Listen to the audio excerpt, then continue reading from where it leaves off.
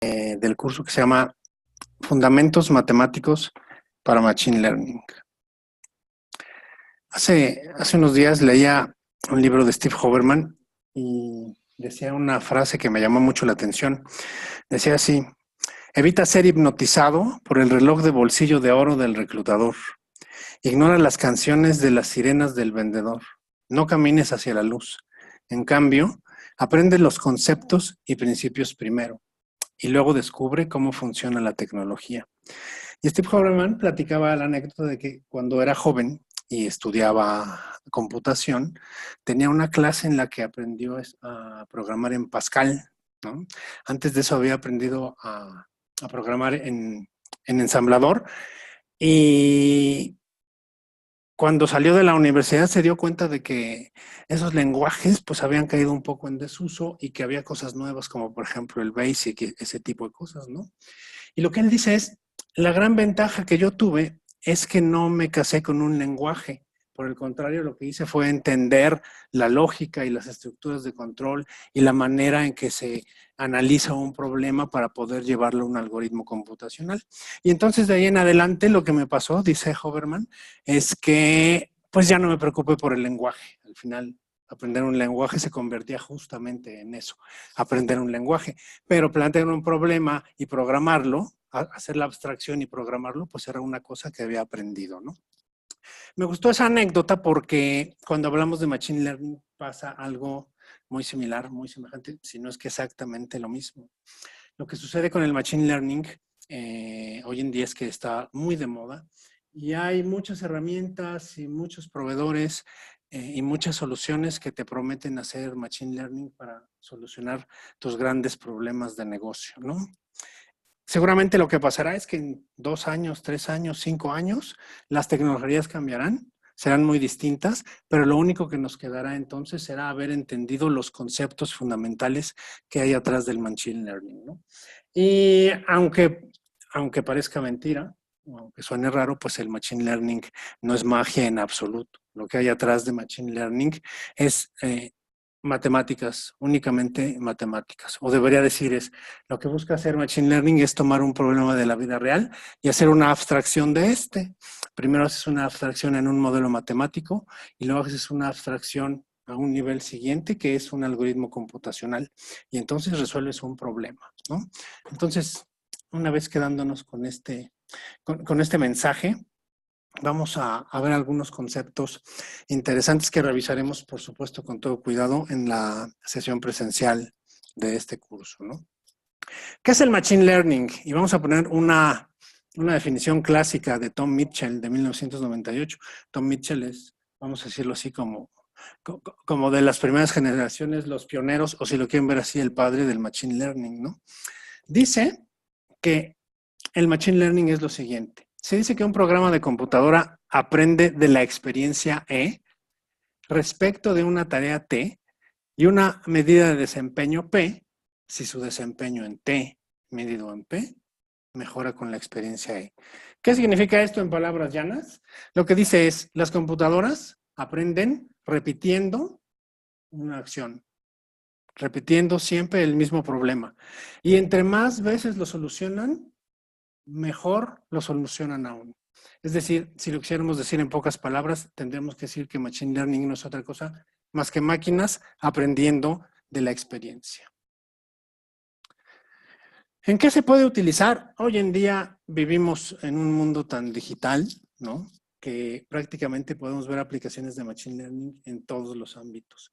Por ejemplo, se utiliza mucho en el ámbito de las finanzas computacionales, o, por ejemplo, en el tema de los scores de crédito, o esto que está tan de moda, el algorithmic trading, ¿no? Que ya no tienes a una persona haciendo transacciones de mercado en un mercado financiero, sino lo que tienes es una máquina tomando decisiones para hacer la mejor compra o la mejor venta en un mercado financiero.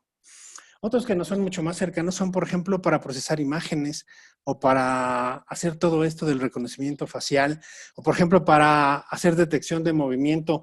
O uno muy común también es como para identificar voces, identificar sonidos o separar sonidos, ¿no? También se utiliza mucho en lo que es la biología computacional, por ejemplo, en la detección del cáncer o para identificar similitudes en secuencias de DNA, cosas, ahorita lo vamos a ver, que son probablemente problemas tan complejos que solucionarlos, ya sea para clasificarlos o para pronosticarlos a mano, vamos a decirlo así, con la mente humana, pues sería muy difícil. En la capacidad de cómputo, lo que nos permite es hacer esas cosas de una manera mucho más eficiente y más precisa, ¿no?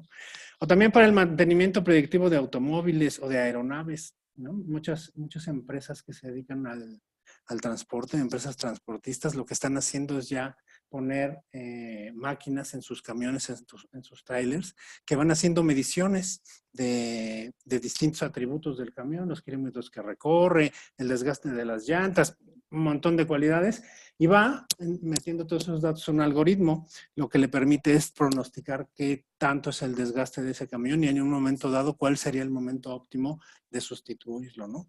O también en temas de lenguaje, para identificar en una llamada telefónica las voces o separar voces en un audio, también se utiliza mucho lo que es el machine learning, ¿no?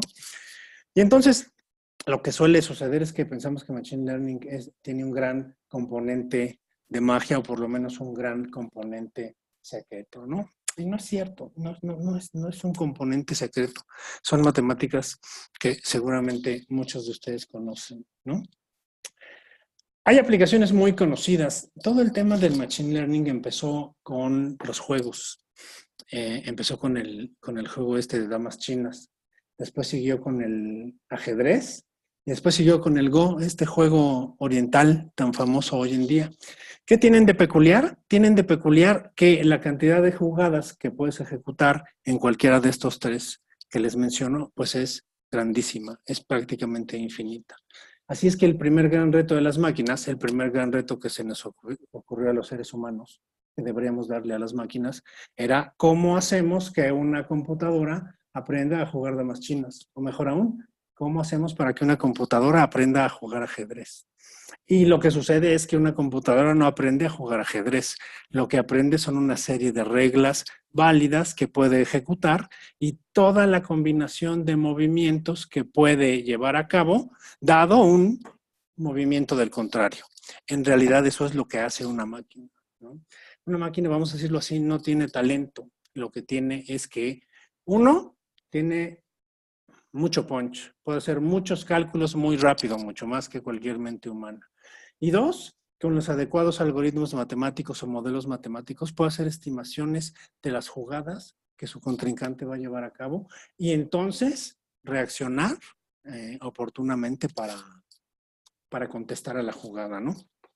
Esa fue la primera aplicación del Machine Learning en la historia. También cosas que vemos muy comunes, por ejemplo, no tan sencillo como, por ejemplo, en su correo electrónico, seguramente ustedes encuentran en la carpeta de spam cosas que efectivamente son spam. Y efectivamente lo son porque ustedes en algún momento le enseñaron al Gmail, en este ejemplo que pongo, qué correos lees, cuáles no lees, cuáles mandas a la bandeja de basura, ¿no? Y entonces el algoritmo de clasificación de spam lo que hace es aprender de lo que tú le dices. O, por ejemplo, hablando de las fotografías, lo que hace una fotografía es que puede reconocer caras o situaciones en una foto. Sus aplicaciones de celular que hacen que al momento en que enfocan lo que busca es las sonrisas y entonces se enfoca y toma la foto, ¿no? O en su aplicación más pura, pues lo que es el reconocimiento facial. El reconocimiento facial parece una cosa de ciencia ficción, pero lo que hay atrás pues son algoritmos matemáticos, ¿no?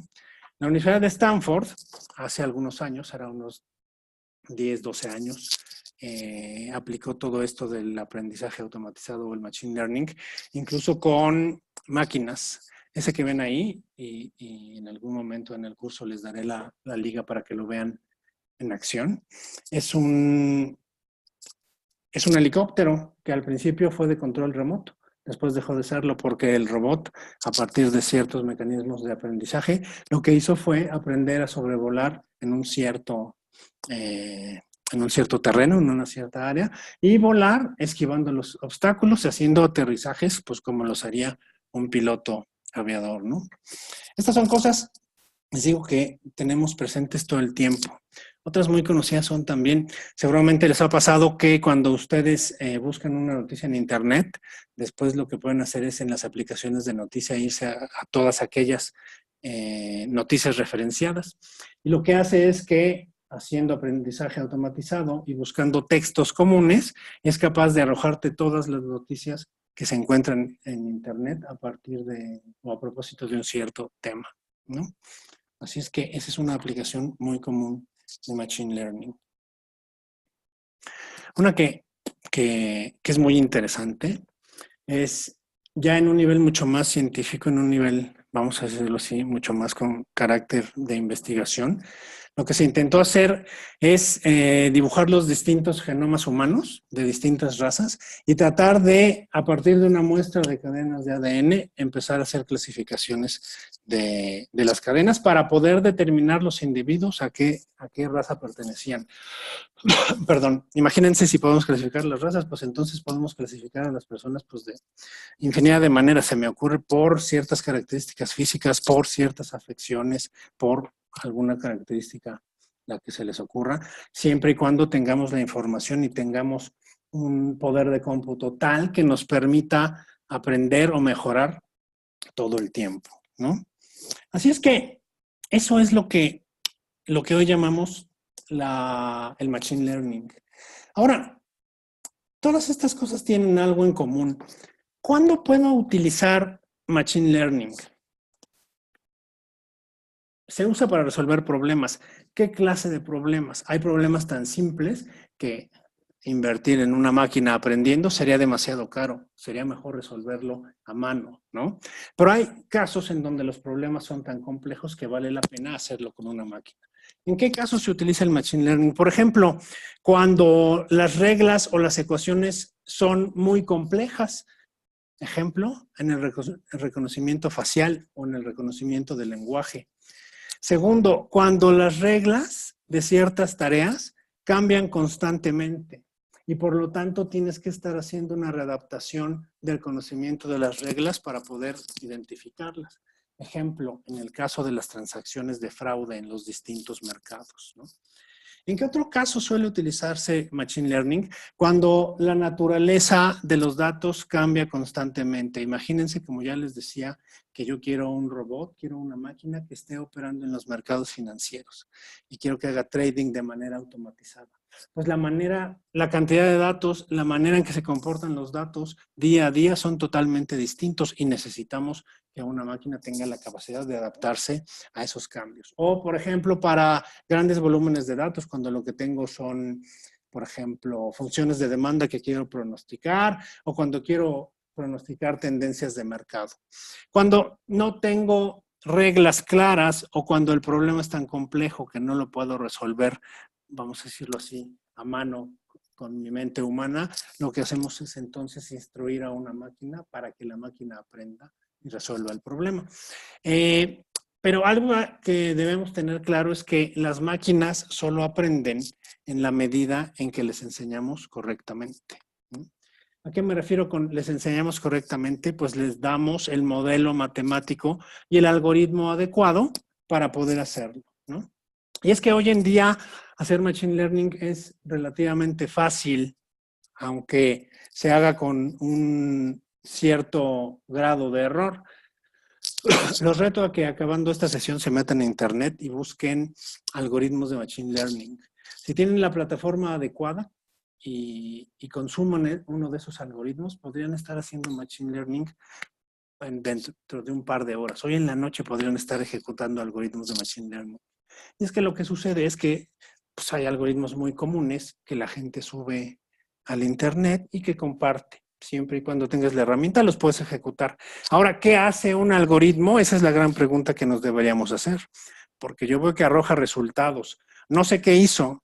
Y probablemente, aunque no sepa qué hizo, me conformaría con saber interpretar los resultados. Pero si yo no sé qué hizo, difícilmente voy a poder interpretar los resultados a fin de resolver el problema que quiero resolver, ¿no? Para eso, entonces, lo que buscamos en este curso es entender lo que hay atrás de los algoritmos de Machine Learning. Y ya les decía, atrás de un algoritmo hay un modelo matemático Y atrás de un algoritmo matemático lo que hay es un problema de la vida real con una cierta complejidad que yo quiero resolver.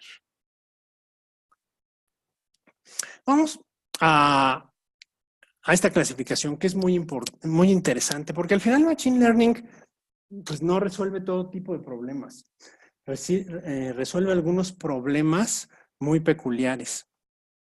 Vamos a decir que el Machine Learning se puede clasificar o se puede dividir en dos grandes conceptos o en dos grandes áreas de aprendizaje. Todo lo que se conoce como el aprendizaje no supervisado, que pueden ver aquí arriba, ¿no? Y todo lo que se conoce como el aprendizaje supervisado. Dependiendo de qué clase de aprendizaje sea, aprendizaje no supervisado o supervisado, lo que tú vas a utilizar como modelos matemáticos son algunos que pinto aquí. Por ejemplo, el ejemplo típico para resolver problemas de aprendizaje no supervisado es el clustering. El clustering, ahorita vamos a pintarlo en el pizarrón, tiene características que conceptualmente son muy simples y lo que buscamos es agrupar distintos elementos de acuerdo a sus características comunes. Y hablamos de que cuando el aprendizaje es supervisado, tenemos como dos grandes grupos de modelos matemáticos. Todos los que buscan clasificar elementos, datos, y todos los que buscan hacer una regresión. ¿A fin de qué? A fin de poder pronosticar un posible resultado. A partir de ciertos datos que toma como entrada, hace un modelo o un algoritmo de regresión y lo que hace es pronosticar el valor de una cierta variable, por decirlo así, en términos muy llanos. Así es que el gran reto en Machine Learning es saber, uno, ¿cómo sé que el problema que quiero resolver se puede resolver a partir de un modelo de aprendizaje supervisado? ¿O cómo sé si se resuelve con un modelo de aprendizaje no supervisado? Luego que defino esta parte del problema, ahora sí, lo que hago es definir qué modelo matemático voy a utilizar, ¿no? Y el modelo matemático puede ser tan simple cuando lo que hago son utilizar variables que toman valores numéricos, o tan complejo cuando lo utilizo, cuando utilizo variables, que significan algún objeto, alguna imagen, algún video, alguna cara para reconocerla. Pero al final lo que hace el modelo matemático es asignar valores a ciertas variables. El caso más sencillo es cuando le asigno valores numéricos. El caso más complejo es cuando le asigno valores que son caras, objetos, videos o este tipo de cosas de las que ya hemos hablado, ¿no? Así es que podríamos hablar de ¿y cómo decido qué algoritmo utilizar? Pues depende de qué quiero hacer. Por ejemplo, vamos a pensar en aprendizaje supervisado y vamos a pensar en un problema de clasificación. Y ahorita voy a poner algunos ejemplos. Tenemos, por ejemplo, esto de Support Vector Machines, que no es otra cosa que una regresión lineal que me ayuda a clasificar o análisis discriminatorio o modelos de probabilidad bayesiana o este que es una especie de clúster supervisado que se llama como los datos a qué grupo pertenece, ¿no? En la parte de regresión, pues tengo todo lo que es la regresión lineal, o por ejemplo los métodos de ensamble, o los árboles de decisión, o uno muy famoso que son, las redes neuronales.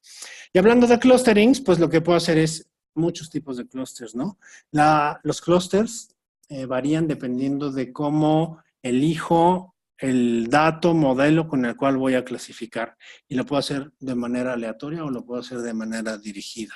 O puedo hacer modelos de clúster jerárquico o hacer mezclas gaussianas o nuevamente redes neuronales. Redes neuronales es una herramienta poderosísima porque me ayuda a resolver problemas de clústeres y problemas de pronóstico de regresión. O modelos basados en cadenas de Markov que también sirven para clasificar. ¿De acuerdo? Entonces, cuando yo pongo esta lámina en este curso o en algún otro, lo que digo es, a veces esos nombres que les ponemos a las matemáticas suenan muy intimidatorios, ¿no? Muy intimidantes, pero no lo son tanto. Al final, lo que buscamos es encontrar una función que me permita, ya sea pronosticar o que me permita clasificar. Voy a poner ahora un ejemplo que espero que resulte muy ilustrativo. Y lo que pongo aquí es, comparo el aprendizaje supervisado contra el no supervisado. Este es un esquema, este que ven del lado izquierdo de su pantalla, es un esquema de lenguaje, perdón, de aprendizaje supervisado. ¿Qué es el lenguaje supervisado? Pues implica la existencia previa de aprendizaje humano, que provee al algoritmo un conjunto de datos en el que se encuentran las respuestas correctas. Ejemplo, regresión a clasificación. ¿A qué me refiero? Miren, yo tengo aquí, en este plano cartesiano, dos tipos de datos. Estos datos que son unas pelotitas y estos datos que son unos tachecitos. Claramente son distintos. Así es que claramente yo los puedo separar, ¿no? Imagínense que esta variable, en vez de ser un número, es un tachecito o es una pelotita, ¿no? Claramente yo los puedo separar. Así es que yo, el ser humano, ¿no? El investigador, lo que hace es separarlos. Yo sé cuáles son tachecitos y cuáles son pelotitas. El reto ahora es encontrar una función matemática que me ayude a separarlos, ¿no? Vean el ejemplo del aprendizaje no supervisado. Aquí, en el no supervisado, no necesariamente hay un aprendizaje humano previo, por lo que no se le provee al algoritmo de las respuestas correctas. El algoritmo agrupa o desagrupa, de acuerdo al reconocimiento de los datos. Vean cómo yo aquí le digo a la máquina cuando un dato es un tachecito o cuando es una pelotita. Como yo le digo a la máquina, el próximo dato que entra a mi modelo, pues vas a ver si es un tachecito o una pelotita una vez que lo vea.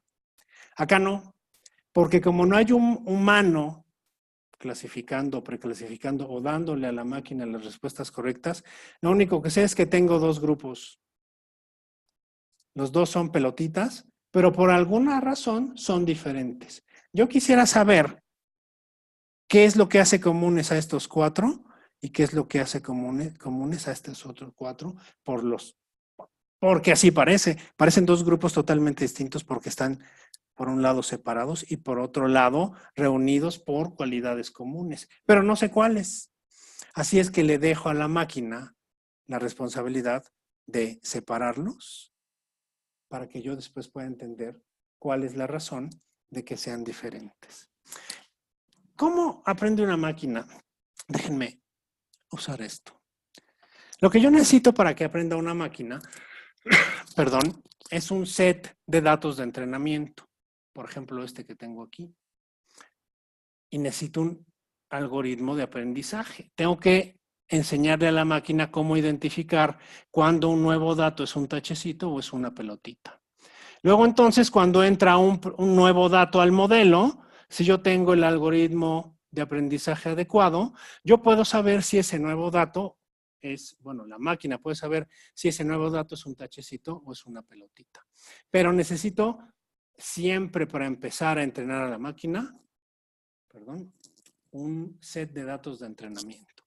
Conforme van entrando datos nuevos que la máquina califica correctamente, los voy pasando a mi set de entrenamiento. Y conforme más grande es mi set de entrenamiento, yo digo que la máquina tiene mucho más elementos para clasificar mejor. Y así sucede. En cada iteración de clasificación o de reconocimiento de tachecitos o pelotitas, lo hace mejor, porque en la iteración anterior fue capaz con la base de entrenamiento de clasificarlo correctamente. Bueno, y ahora, pues esto, como les decía, parece que se hace por magia, ¿no? Y no es tanto así. Denme un segundo y déjenme mostrarles dónde es que están las matemáticas en estos modelos de Machine Learning. Voy a tratar de dibujar lo mejor posible aquí en este whiteboard. Y lo que voy a decir es lo siguiente. Aquí yo tengo un plano cartesiano y si ustedes ya me creyeron, yo puedo tener datos que son distintos entre sí y agrupados por sus características comunes. Yo puedo pensar lo siguiente. A ver, yo no sé bueno, aquí sí sé porque es aprendizaje supervisado. Yo sé que todas estas pelotitas son, perdón, que todos estos datos son pelotitas y que todos estos datos son tachecitos. Yo claramente puedo ver una cosa y déjenme poblar un poco más mi ejemplo. Yo claramente puedo ver que en este plano cartesiano, no sé por qué, pero están claramente separados. ¿Qué tal si yo pienso que lo que los separa es eso que hice todo lo posible porque fuera una línea recta? Créanme que es una línea recta. ¿Okay? Lo que estoy diciendo, hay una función tal, en este caso esta función lineal, que me permite separar claramente todas las pelotitas de todos los tachecitos. Así es que si yo hago un poco de matemáticas de la línea recta, voy a expresar esa línea recta como lo siguiente. Le voy a llamar h teta de x igual a teta 0 más teta 1 de x. Lo que yo digo, esta línea recta es una función lineal con esa forma. ¿Cómo sé que es una buena línea recta que divide a pelotitas de tachecitos? Porque lo que voy a buscar es una línea recta que justo minimice mi error. Es decir, voy a buscar una línea recta que tenga una función de costo a la cual le voy a llamar zj. Y para no entrar en detalles, esta función de costo no es otra cosa, perdónenme, no es otra cosa que una función que me permite medir la distancia que hay de cada observación a mi línea recta. Ahora ustedes me dirán, muy bien, entonces lo que la máquina tiene que saber es que cualquier punto a la izquierda de esta línea recta es un circulito y cualquier punto a la derecha es un tachecito. Pero la máquina puede mejorar, o más bien podemos ayudarle a la máquina a mejorar el modelo. Porque, déjenme pintar algo así por el estilo. ¿Qué tal si yo digo, en realidad lo que separa esos puntitos de esos tachecitos no es una línea recta?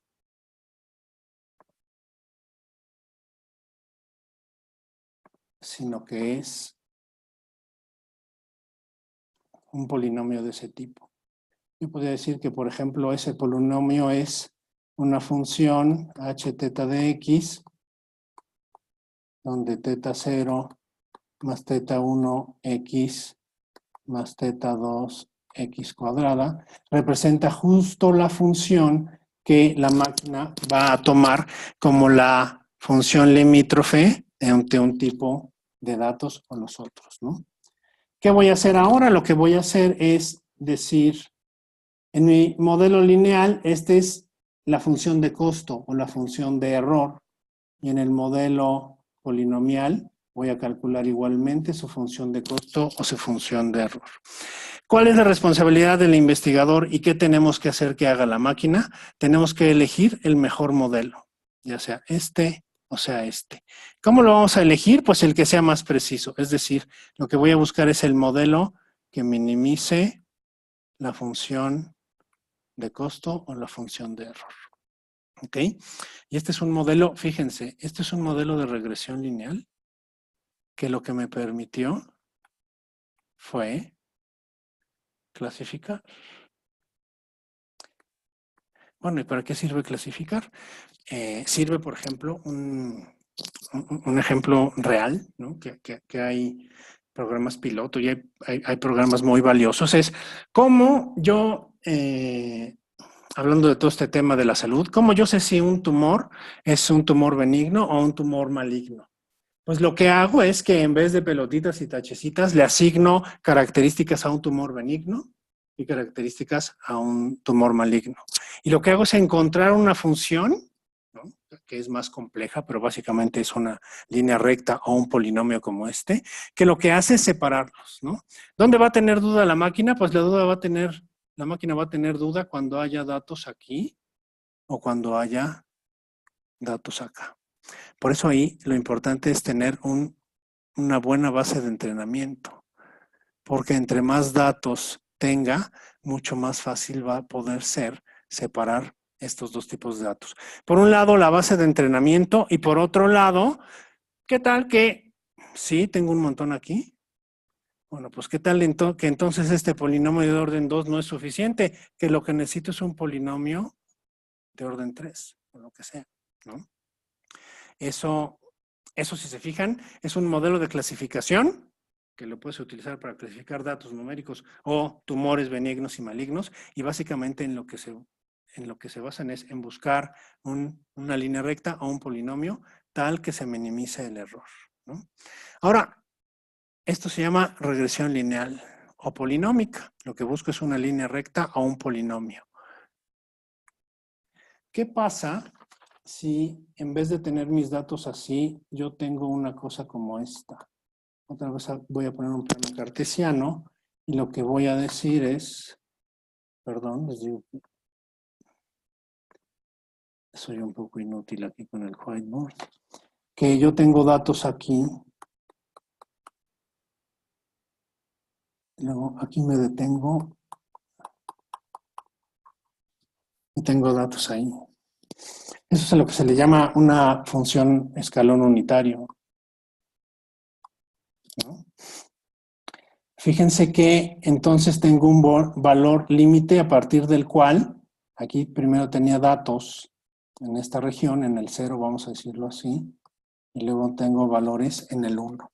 Y están claramente clasificados. Lo que yo tengo que encontrar es una función que los clasifique, que sería una cosa como esa. Una cosa como esa se llama una regresión logística. Y como se ve, es algo como esto. 1 entre 1 más e a la menos teta t por x. Y este es bien bonito porque lo que hace es darme resultados binarios. Vamos a pensar que esto es 0. Todo lo que es menor a 0 y todo lo que es mayor a 0. Yo tengo resultados binarios donde yo puedo decir que si toma valores de 0 o de 1, voy a poner un ejemplo, si toma valores de 0 o del lado izquierdo del 0, pues esto es un fraude, una operación fraudulenta. Y si toma valores después de ese límite, pues es una transacción normal de no fraude. Y nuevamente lo que hago es atribuirle cualidades a estos dos eventos y encontrar una función que me permite justamente definir cuándo es una operación normal y cuándo no lo es. Fíjense que este modelo es bien interesante porque si se fijan lo que me permite hacer es un modelo binomial. Clasifico cosas que solo tienen dos valores, fraude o no fraude, mujer o hombre, ¿no? Lo que se les ocurra. Esto se parece mucho, y voy a borrar mi dibujo, a un árbol binomial. Porque un árbol binomial lo que hace aquí es, tiene todo el conjunto universo de datos y lo que hace es clasificarlos en el grupo 1 y en el grupo 0. ¿Cómo los clasifica? Dependiendo de la información disponible.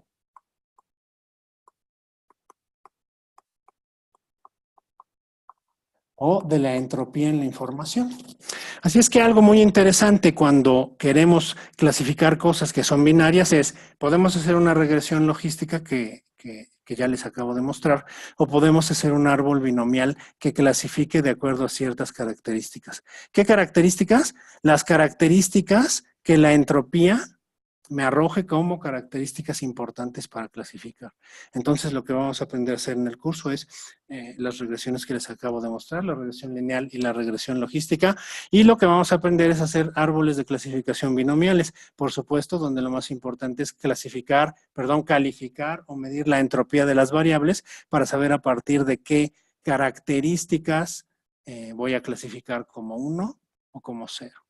¿Para qué sirve nuevamente? ¿No? Yo puedo clasificar cualquier cosa que se comporte como binaria. ¿no? Y ese que tenemos ahí, pues es un ejemplo de clasificación binaria.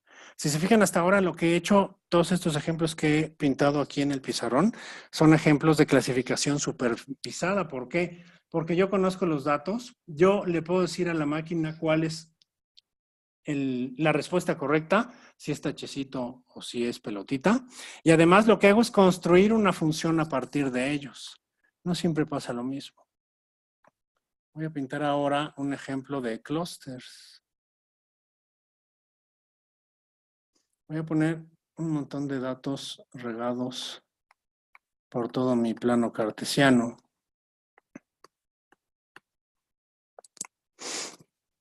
Y entonces lo que yo voy a hacer es, a ver, todos parecen ser iguales, todos están regados por el plano cartesiano, pero yo puedo pensar que de alguna manera puedo agrupar todos estos que están aquí y todos estos que están aquí en dos grandes grupos. Podría hacer, espérame que ya me equivoqué, podría decidir que yo quiero clasificar en 4 grandes grupos, ¿no? Y yo no sé si 2 grupos o 4 es lo mejor. Así es que me voy a quedar con el ejemplo de los 2. ¿Qué es lo que hace Clusters? Lo que hace Clusters es encontrar un centroide.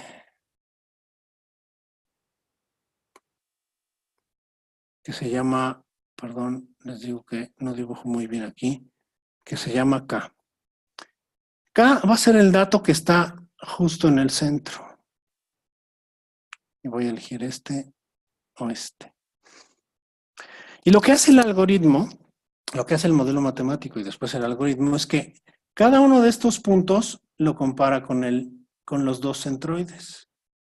Y lo asigna al grupo que le quede más cerca. Evidentemente este punto está más cerca de este centroide, lo va a agrupar al clúster 2. Este punto evidentemente está más cerca de este centroide que de este otro, entonces lo va a asignar al clúster 1. ¿Cómo hace para decidir qué tan cerca o qué tan lejos está de cada centroide? Pues lo que hace es hacer la distancia entre 2 puntos, ¿no?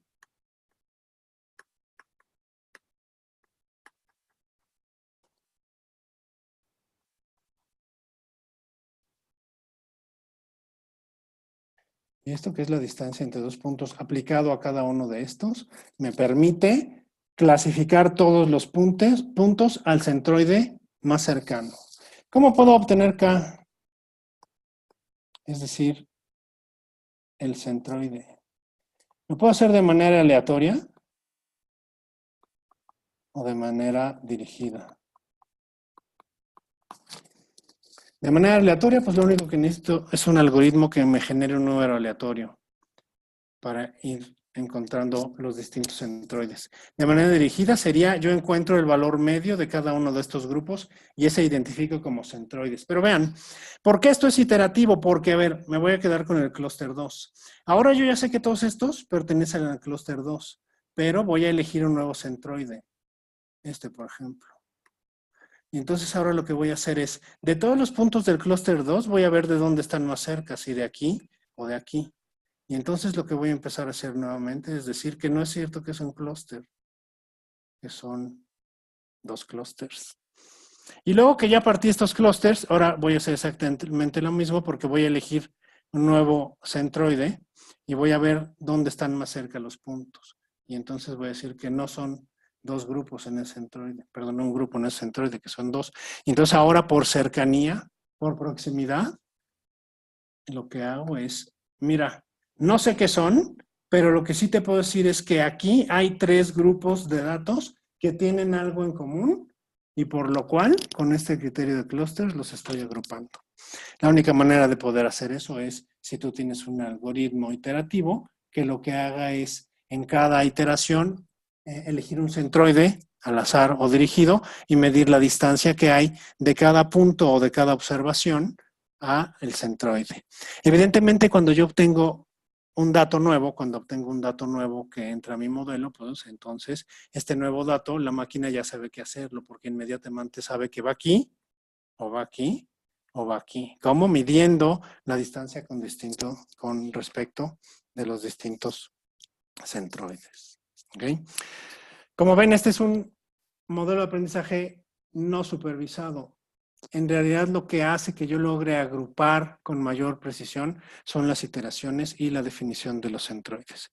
¿Cuántas iteraciones? Pues depende. Si de entrada yo encuentro buenos centroides, pues voy a acabar en 2, 3, 4 mil iteraciones. Si de entrada yo pongo malos centroides, lo que va a pasar es que para que yo logre clasificar, me voy a tardar, en vez de 1000 iteraciones, me voy a tardar 10,000 iteraciones.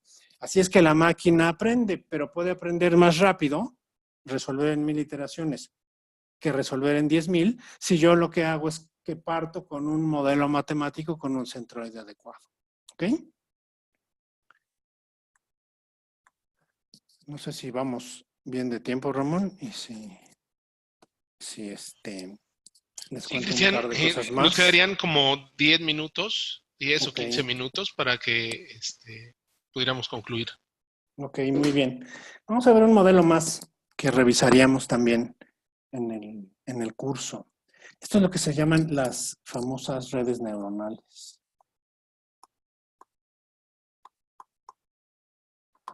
Las redes neuronales son un modelo muy poderoso porque lo que hace es reducir modelos complejos en modelos mucho más simples.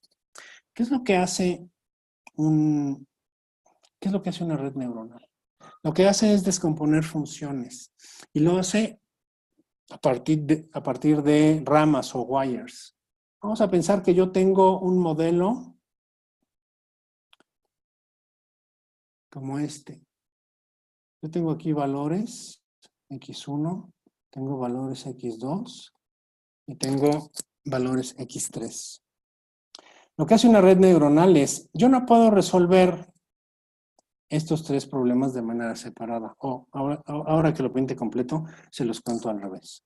Lo que hago es hacer un proceso aquí, o un algoritmo, tal que yo logre resolver, vamos a poner este mismo ejemplo que ya les había dicho. 1 entre 1 más c a la menos θ por t por x. El gran poder de las redes neuronales es que probablemente yo no pueda resolver fácilmente esa función. No es una función tan compleja, pero pensamos que es una función compleja. Entonces lo que hago es que separo esta función en wires. Esto se llama wire 1, esto se llama wire 2 y esta es mi función de salida. Si yo no puedo resolver el problema al nivel de esta ecuación, que es una ecuación compleja, lo que puedo hacer es resolver el problema en pequeñas porciones del problema, ¿no? En pequeñas, vamos a decirlo así, subfunciones del problema. Esto es muy poderoso porque ahora pinté una red neuronal muy simple, que solo tiene 3 entradas y tiene un proceso para dejar mi función de salida. Pero ¿qué pasa si yo tengo 3 entradas aquí y tengo 3 entradas aquí y tengo 2 entradas aquí? Lo que hace una red neuronal es empezar a establecer todas las relaciones que hay de todos esos nodos que ven ahí pintados para poder llegar a una función de salida, la que sea, ¿no? Y es mucho más fácil resolver cada una de estas conexiones o cada una de estas neuronas del problema a resolver una función de ese tamaño, ¿no? El poder de las redes neuronales es justo el hecho de que me permiten, por un lado, clasificar o por el otro lado, pronosticar. Al final yo lo único que tengo que hacer es calcular esta función a partir de todos sus componentes o todas sus neuronas. Y este modelo, un modelo de redes neuronales muy básico, lo vamos a revisar en el curso que tendremos en unos cuantos días. ¿De acuerdo? Así que, si se fijan, a la hora que le quité la magia o el secreto los modelos de clasificación, ya sean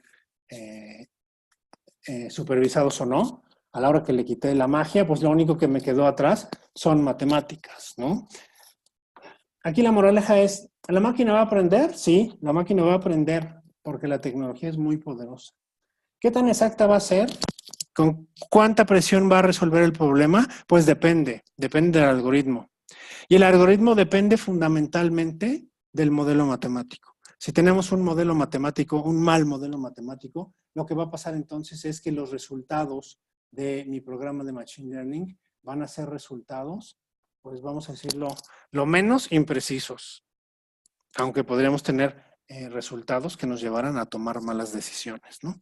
Y así un poco lo que vamos a estar revisando a lo largo del curso es, bueno, a ver qué pasa. Vean los dos niveles de abstracción, ¿eh? Yo aquí pongo como ejemplo mi árbol de decisión binario, como ya se los había platicado, y lo que hago en un segundo nivel de abstracción es que entonces ahora ya escribo el algoritmo, ¿no? Y lo escribo en un lenguaje de computadora poderoso para poder ejecutar el algoritmo. En el curso, en este primer curso, que es Fundamentos 1, nos quedamos en el nivel de abstracción del modelo matemático. En cursos posteriores lo que pasa es que bajamos el modelo matemático al siguiente modelo de abstracción, que es ahora sí como tal el algoritmo, con todo lo que implica que un algoritmo funcione, que sea un algoritmo eficiente, que sea de buen desempeño, etcétera, etcétera, ¿no? Y así vemos, por ejemplo, si yo hiciera no solo un árbol binomial, sino una cadena de árboles binomiales que se interrelacionan en cada salida, pues entonces ya no es un árbol binomial, es una técnica que se llama random forest, donde todos los árboles binomiales se generan de manera aleatoria hasta encontrar un último valor de clasificación, como aquí en este ejemplo que no sé si se alcanza a ver bien. Siguiente paso, lo que hago es la abstracción para construir un algoritmo, ¿no? Y los que ya les mostré, la regresión lineal o la regresión logística, que es un nombre elegante en Machine Learning, son esos los Support Vector Machine. Lo que hago es una regresión que me permite clasificar datos de acuerdo a ciertas características. Y la regresión lineal que también ya revisamos, ¿no? Aquí, punto importante es no solo poder definir la función que clasifica, o con la cual pronostico, sino saber evaluar el modelo. Y la manera de evaluar el modelo es calculando su función de costo. La manera en que dos modelos compiten es justamente viendo cuál tiene la menor función de costo. Entiéndase, la menor función de error. Para eso entonces tenemos que no solo calcular la función, sino calcular su función de costo. Hacemos clusters también. Los clusters son una herramienta muy sencilla. Se pueden hacer clusters en Excel, ¿no? Pues porque lo único que hacemos es tener datos, pares ordenados de puntos en el espacio y buscamos o medimos la distancia entre los puntos al centroide. Y un poco ya para cerrar, un programa de Machine Learning no está únicamente en meter los datos al algoritmo. Necesito hacer muchas cosas antes. Necesito tener mis datos, reprocesarlos, definir las características, es decir, saber si yo le voy a dar a la máquina cuáles son las respuestas correctas o si el aprendizaje va a ser no supervisado. Luego entonces selecciono el modelo y la base de entrenamiento, pero no se acaba ahí. Puedo tener modelos compitiendo. Lo que sigue es hacer distintas iteraciones para encontrar el menor error, la menor función de costo. Y hasta entonces, hasta que estoy seguro de que es el mejor modelo, lo que hago es integrarlo a un modelo productivo para que la máquina efectivamente me arroje los resultados que espero que me arroje. Y entonces sí, tomar decisiones al respecto, ¿no? Interpretar adecuadamente los resultados que me arroja la máquina, ¿no? Entonces, con esa lámina voy a dejar la sesión. Les digo, entonces, si quisiéramos decir en resumen, lo que vamos a hacer en este curso es, para resolver un problema necesitamos dos niveles de abstracción. En el primero hacemos el modelo matemático y en el segundo nivel de abstracción escribimos el algoritmo computacional. En este curso nos centramos en el primer nivel de abstracción, que es el modelo matemático. creo yo, el más importante porque nos permite entonces entender qué está haciendo el algoritmo y me permite por lo menos interpretar la salida. Y si no me gusta la salida, me permite meterle mano al modelo para mejorarlo, ¿no? Y en realidad el hecho de que la máquina aprenda, pues es un proceso iterativo, ¿no? Y evolutivo porque pues habrá que estar ajustando el modelo matemático conforme cambia la realidad, ¿no? Entonces, hasta aquí dejaré la clase muestra. Espero que esto que les platiqué haya sido de su interés, que sea lo que estén buscando y que nos acompañen pues en las fechas del curso que ahora Ramón me hará favor de repetir para ustedes. No sé, Ramón, si hay algo más. Si... No, Cristian, pues muchísimas gracias. Agradecerle a los asistentes. Esperamos, como bien decía Cristian, que pues haya cubierto sus expectativas. Un poco la parte de desmitificar lo que es la parte de Machine Learning y que lo que hay atrás al final son matemáticas únicamente y que el mejor uso que le pueden dar a a toda esta parte de Machine Learning, pues es entendiendo la parte de matemáticas, porque herramientas hay muchos, algoritmos hay muchos que ustedes pueden tener. Estos son los cursos que tenemos. El 21 y 28 de septiembre es este curso del que dimos la clase muestra hoy. Es sabatino, nos ha dado buen resultado con algunas personas nos lo han pedido así. Y tenemos otros dos cursos, uno de marco de referencia para la gestión de datos, otro sobre arquitectura de datos que va a ser en el mes de noviembre. Y si me ayudas, Cristian, con la siguiente, por favor. También tenemos la opción de cursos online. Entonces, sabemos que a veces es un poco difícil desplazarse aquí dentro de la Ciudad de México o aquellas personas que no viven en la Ciudad de México y quieren tener acceso a este tipo de cursos, pues también es una muy buena opción. Tenemos, hasta ahora solamente tenemos estos dos cursos que tenemos en la parte online. Y tenemos, si me ayudas con la siguiente, Cristian, un curso de online que vamos a estar dando a esta misma hora, arrancando en el mes de noviembre. Son 6 clases con 2 horas nada más para no hacerlo tan pesado en la parte online. Sabemos que es un poco complicado, digamos, la atención y puede ser un poco cansado. Entonces, dividimos en 6 clases que están de 7 a 9 de 7 a 9 de la noche. Pues nos dará mucho gusto que puedan acompañarnos y a los que estuvieron aquí con nosotros también, pues tenemos alguna, contarles que tenemos otras clases muestras, perdón, la de atrás, Cristian. Ahí está, ahí está. Sí, tenemos otras clases muestras de los otros cursos que tenemos. También si les interesan, tenemos uno en septiembre y 2 clases muestras más en octubre de otros cursos que tenemos para que puedan evaluar si es lo que les interesa. Y finalmente, pues, si este curso es de su interés, pues ofrecerles un 15% de descuento en este curso o en cualquiera de los cursos abiertos que tenemos. Si nos expresan su interés, pues en 7 días ahí está mi correo electrónico. Yo tengo aquí ya los datos de aquellos que asistieron y a todos los asistentes, pues podríamos con muchísimo gusto hacerles un 15% de descuento. No resta más que agradecerles su atención, el tiempo que estuvieron aquí con nosotros y pues nos dará mucho gusto verlos en alguno de nuestros cursos. Muy buenas noches a todos. Y gracias, Cristian. Buenas noches. Gracias a todos, buenas noches.